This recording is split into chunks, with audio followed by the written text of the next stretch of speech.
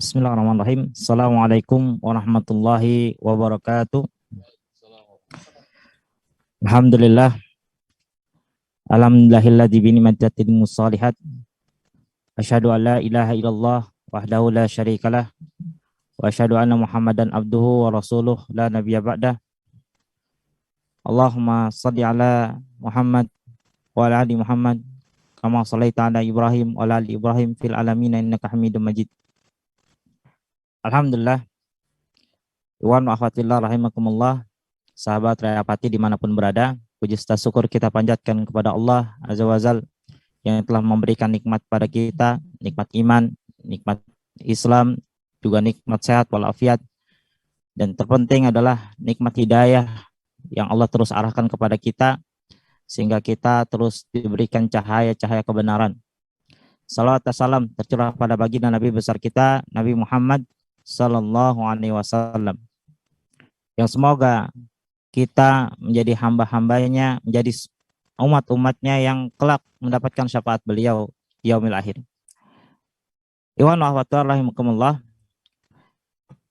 Insyaallah pada kesempatan kali ini saya akan menjelaskan secara terang benderang dan objektif dalam kasus terduga teroris yang qadarullah ya tertangkap di daerah Lebak, Banten, ya, yang memang sedikit ada sangkutan kepada pesantren Tahfiz Rayapati di sana. Yang pertama yang perlu saya jelaskan, pesantren itu telah berdiri 5 tahun. Ketika itu saya yang mendirikan, diutus oleh Rayapati Pusat untuk mendirikan pesantren tersebut, dan telah berjalan operasionalnya terbuka bagi masyarakat.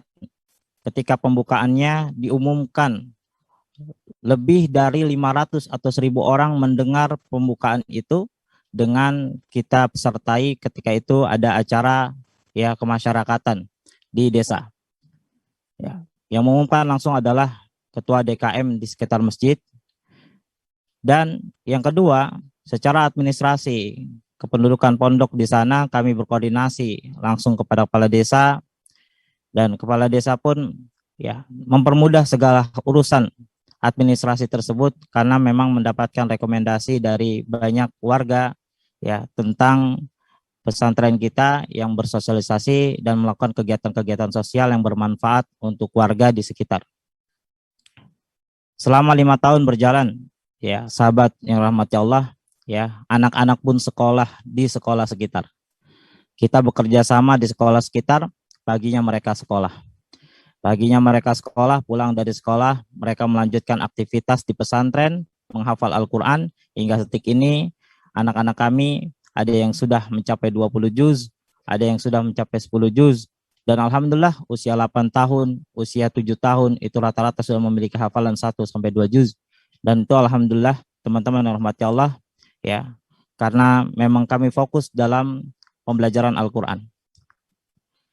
Teman-teman yang rahmati Allah, terkait kasus ini, yang pertama yang perlu dipahami baik-baik bahwa dalam proses rekrutan santri kita di awal semester ini, setiap tahun kita lakukan perekrutan santri yang yatim dan duafa. Dan di tahun ini, qadarullah memang cukup lumayan antusias dari santri yatim dan duafa. Maka di bulan Juli ya, lalu saya membuat pendaftaran atau pembukaan untuk pengajar. Maka terdaftarlah ya, singkatnya terduga ini, terduga ya, yang terduga tersebut mengikuti kegiatan seleksi dengan seleksi administrasi yang lengkap, dengan seleksi juga seluruh tes ya, dan kami nyatakan lulus ya. Uji coba pertama 1 minggu beliau mengajar, dan kami sekali lagi berikan rekomendasi sangat baik karena beliau memang berpengalaman di dunia pesantren ya. Beliau bahkan dengan sukarela mengambil beberapa aktivitas-aktivitas yang harusnya mungkin bukan tugas beliau, seperti membangunkan anak-anak santri, mengantar anak-anak santri ke sekolah, dan seterusnya. Jadi secara kondisi pekerjaan kami nilai baik. Secara administrasi tidak ada kecurigaan sama sekali. Secara keseharian tidak ada kecurigaan. Sampailah titiknya ya, sekali lagi setelah berjalan 1 minggu ya, kami putuskan beliau untuk bisa mengajar dalam masa percobaan seperti sebagaimana runtutan kerja di mana percobaan ini 3 bulan kami katakan padanya, dan beliau akhirnya mengajar di sana secara totalitas. Nah, pada tanggal 13 Agustus 2021, tepat di hari Jumat, ya, ketika beliau melakukan rutinitasnya mengantar anak-anak sekolah di pagi hari. Nah, kami mendapatkan kabar dari warga sekitar. Jadi warga melapor ke kami karena sekali lagi peduli. Ya, Ustadz, ada temannya yang ditangkap oleh orang yang tidak berseragam kaos, ya, menggunakan mobil Avanza, dan ketika dia ditangkap, dia membawa anaknya yang usia 6 tahun dan juga motor yang digunakannya, dan itu dibawa semua. Maka mendengar hal tersebut, ya, saya langsung bergegas ya ke tempat lokasi, mendengarkan cerita dari warga-warga yang ada, dan pada intinya ceritanya sama. Lalu ya, dengan tanggung jawab tentu ya, karena kami khawatir sebenarnya. Jadi awalnya kami berpikir ini kekhawatiran kami adalah ada perampokan seperti itu ya. Karena kok anaknya dibawa usia 6 tahun, kok motornya dibawa ya. Nah, atau mungkin karena memang motornya ini memang motor yang baru dan memang ya motor baru beli second begitu ya, atau mungkin bermasalah di motornya ini. Maka kita cari informasi ke Kapolsek Warunggunung ya, namun tidak dapat informasi ketika itu ya. Lalu kita ke Polres Lebak juga tidak ada informasi, dan akhirnya kita ke Polres Pandeglang. Di Polres Pandeglang saya menunggu agak lama ya, karena menunggu orang yang petugasnya. Kami menunggu duduk di sana sampai akhirnya petugasnya itu datang. Lalu petugasnya itu datang menyuruh kami menunggu lagi. Ya, ini Pak Ustadz Ahmad ya, iya gitu ya. Dan saya diberikan makan di sana, diberikan minum, kopi dan seterusnya. Jadi kalau saya disuruh menunggu. Dan memang ternyata saya menunggu agak lama, makanya mungkin mereka memberikan hal tersebut. Ya, dan di siang hari ya, intinya mereka menunggu, mengatakan kepada saya, tunggu komandan kami Pak, tunggu komandan kami. Lalu ketika datang komandannya ya, saya diajak untuk ngobrol santai ya, kata beliau ya, kita ngobrol santai di mobil. Ternyata ketika di mobil itu beliau menceritakan bahwa ya kasusnya terkaitan dengan terorisme ya, dan saya diminta untuk mengambil barang. Jadi saya diminta untuk mengambil barang. Ya, petugas yang saya ketahui belakangan bahwa adalah Mabes atau Densus 88 itu mengatakan bahwa Pak Ustadz, kami punya data. Jadi kami telah mengikuti data-datanya, mulai dari dia ada di Riau, mulai dia ada di Lampung atau juga ada di Bogor, kita punya data semua. Ya, dan kami juga punya data pada Pak Ustadz ya. Tenang Pak Ustadz ya, kami tahu bahwa ini tidak ada sangkut pautnya dengan pesantren, sehingga kami tidak mengambil beliau di pesantren, mengambil dia di pesantren, mohon maaf ya, tidak mengambil dia di pesantren, tapi mengambilnya di jalan. Dan kami meminta bantuan Pak Ustadz untuk mengambil barang-barang yang kami butuhkan, ya, dari mungkin hasil interogasi polisi tersebut, saya diberikan beberapa inian barangnya. Saya tidak bisa sebutkan itu barang-barang bukti, ya, dan itu adalah kehendaknya Mabes untuk mengumumkan dan seterusnya, seperti itu. Ya, singkatnya saya mengambil semua barang yang dibutuhkan ya. Saya ambil semua, lalu kita ke Polsek Warunggunung, dan ya di sana dilakukan serah terima dengan persaksian Kapolsek Warunggunung bahwa ini adalah barang bukti yang diberikan kepada Densus 88. Nah, teman-teman yang rahmati Allah ya, kisahnya atau ceritanya sampai situ saja ya. Kejadiannya sampai situ saja. Ya, namun di sore harinya saya dapat informasi dengan berita-berita di media yang itu jauh dari kenyataan yang saya bersamai tadi. Luar biasa gitu ya, teman-teman ya, bahwa sekali lagi yang saya tangkap ya, pada akhirnya ya, media yang ada ini ya mengambil informasi dari warga yang warga ketika itu tidak tahu, dan warga kebanyakan mengira yang ditangkap adalah saya. Seperti itu. Jadi yang warga ini mengira ditangkap saya. Makanya banyak ya hal-hal yang kesaksian-kesaksian ini yang Masya Allah gitu ya, sampai sudah bekerja 2 tahun. Nah, bekerja 2 tahun, lalu sudah apa namanya praktisi ruqyah.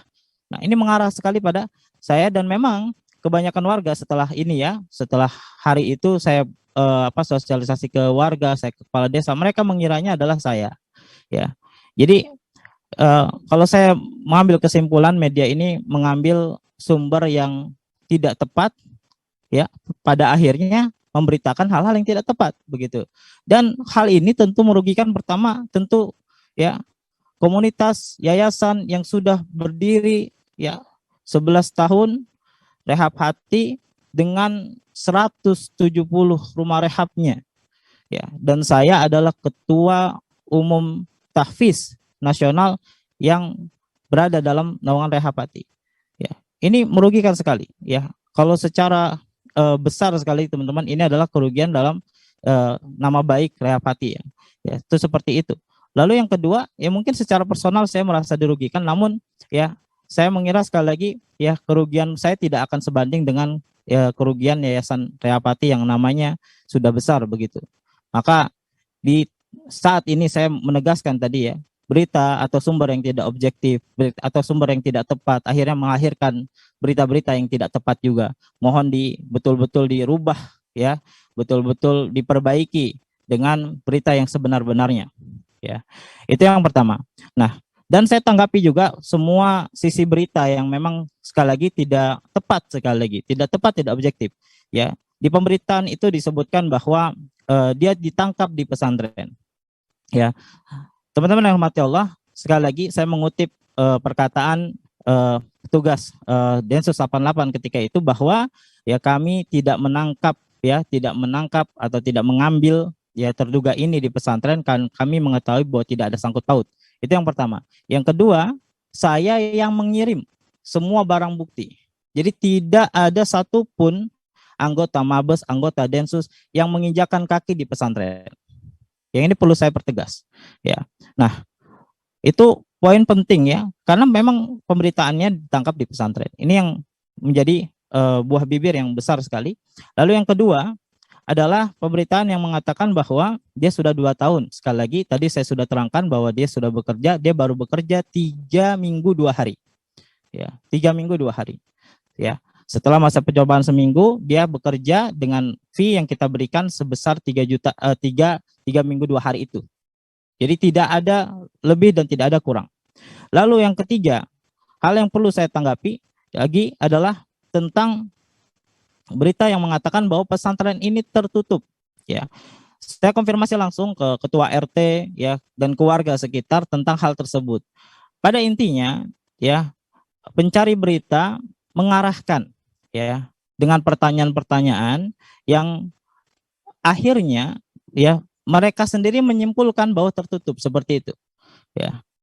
Akhirnya mereka sendiri menyimpulkan bahwa itu tertutup ya. Seperti pernyataan-pernyataan ya, apakah mengetahui bagaimana pesantren ini mendidik anak-anaknya. Tentu kebanyakan warga tidak ada di dalam kelas-kelas kita, walaupun kelas kita terbuka begitu ya, kita tidak ada gerbangnya begitu ya, sebagaimana pembelajaran di sekolah begitu. Nah, sehingga pada saat seperti itu lalu mereka mengatakan maka ini tertutup dong ya. Nah, seperti itu. Jadi saya menekankan sekali bahwa teman-teman yang dirahmati Allah, pertama secara fisik tempat kita ini tidak ada gerbangnya teman-teman. Di depan dan di belakang tidak bergerbang ya. Kami buka seluas-luasnya ya, karena memang kami sering mengadakan kegiatan sosial ya. Anak-anak juga sering belajar ngaji di sana. Lalu yang kedua ya, secara sosial anak-anak kami itu tadi sekolah di lingkungan sekitar setiap hari. Ya, ini aneh kalau seandainya dibilang tertutup dari segi aktivitas pesantren ya. Aktivitas pesantren ya secara keseluruhan bisa dikatakan terbuka. Lalu yang ketiga, kami juga punya ya rutinitas mengaji juga berjamaah di masjid. selain kita berjamaah, memang di dalam pesantren itu ada musola, tapi kita juga mengaji dan berjamaah di masjid.